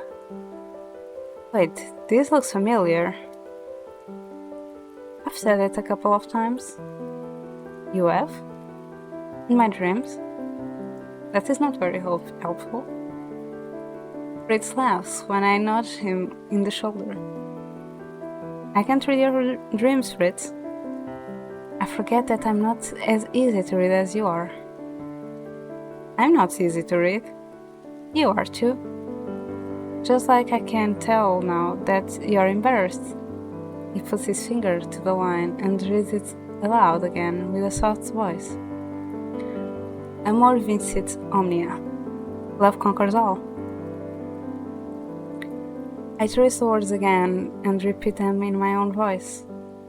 In light of everything that happened before and everything that will happen in the future, those words feel powerful. Amor vincit omnia. Is there not a more direct way to say I love you? Fritz takes my hand and intertwines his fingers through mine. Tom, I love you.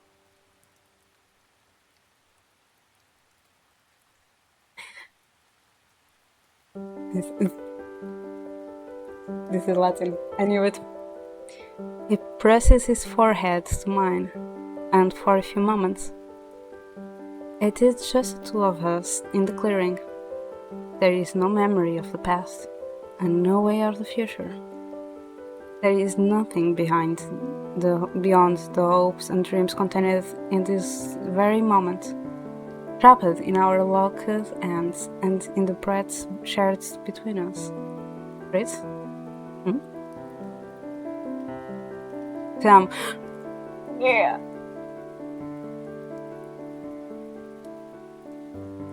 Can hear this too well. I feel the same way, Viviana. But it has to be in my language, almost in my language. It's more like Portuguese Brazilian though. He slides his lips to mine, and the two of us share a soft kiss beneath the shade of an umbrella. These moments of quiet and tranquility, there is nothing beside Fritz. It's my knight in shining armor, and someday, perhaps, my prince. Or my king. But for now, there is just this moment detached from both the present and the future. It is just Fritz and I, and the secret words shared between us. Carpe diem.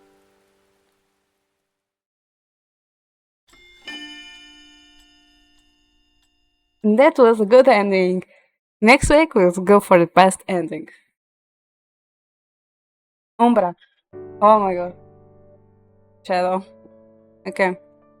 So literally this chapter, the Steam that I got, the achievement, because I think it's also the name of the ending is Umbra, that is basically shadow. So I'm thinking that will be like something like Luz for the best ending. Let me check gallery. Yeah, it's called Humbra, which is shadow. So I believe that will be like Lush, Lucius, something like that here. Luce. I think it's Luce. I'm not sure. That will be like Fritz good ending, best ending. This was a good ending too. So yeah, I believe it makes sense as well. So yeah, that's done for today. Yay! We did the good ending. We'll have the best ending next week because I wait. Should I? Mm, should I? Nah. Nah. I'll stop it here.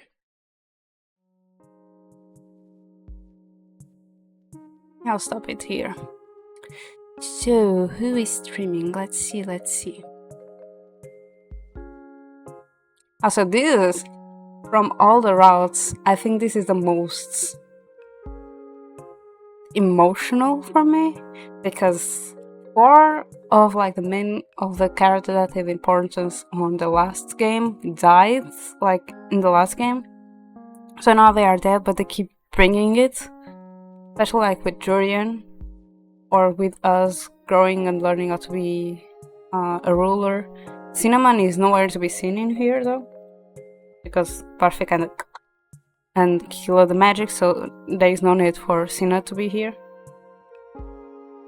But also they touch a lot of topics that I feel like are really important nowadays because of a lot of discrimination that exists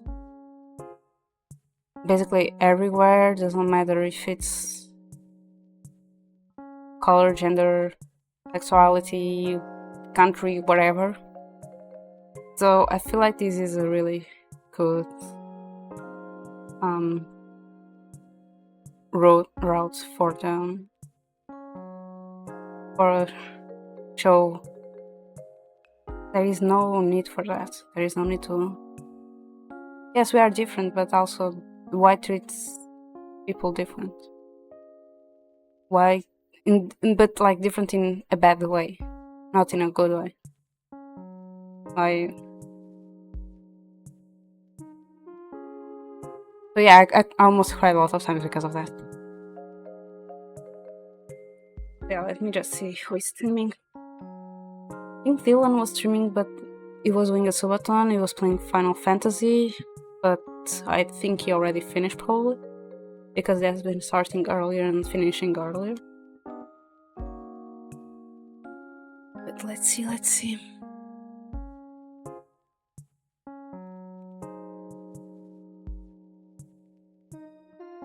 Thank you for the pet Shoko, I appreciate it. I like those emotes. He's a turtle.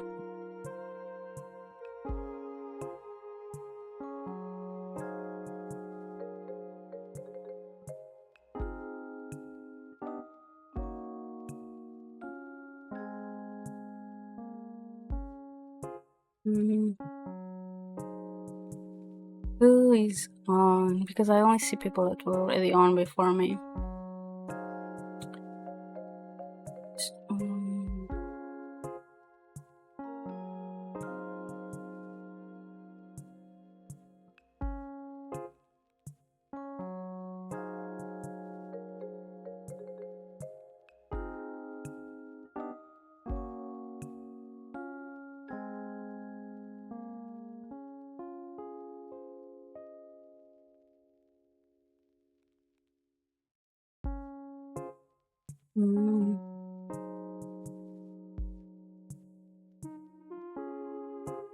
I read it because it last week, so let's see other person. Oh! Crowan is back.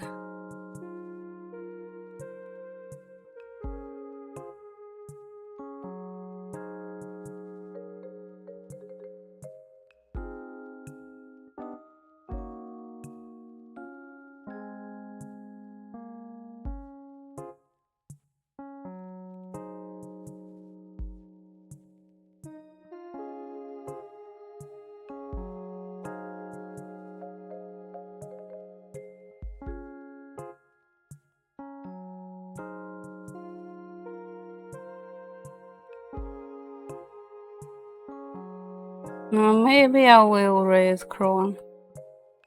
Yeah, I never read them. You know what is the thing about Z? He says that he's not a turtle, but then he has like an emote that is basically him a turtle, or like he has a turtle model sometimes. Denial.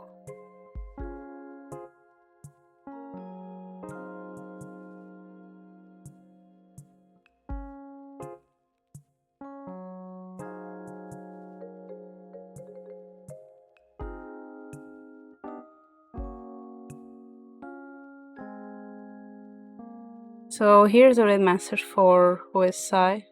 Oh, Huisai. What am I saying? That is a red message for Huisai.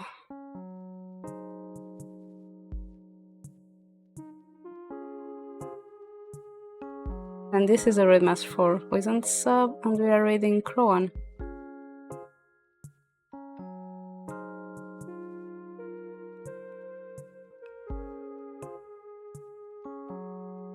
Thank you so much to everyone who joined me today. I really appreciate it. I'll be back on Sunday with more productive stream. I will be continuing doing thumbnails for YouTube. So yeah, till on Sunday. Bye bye.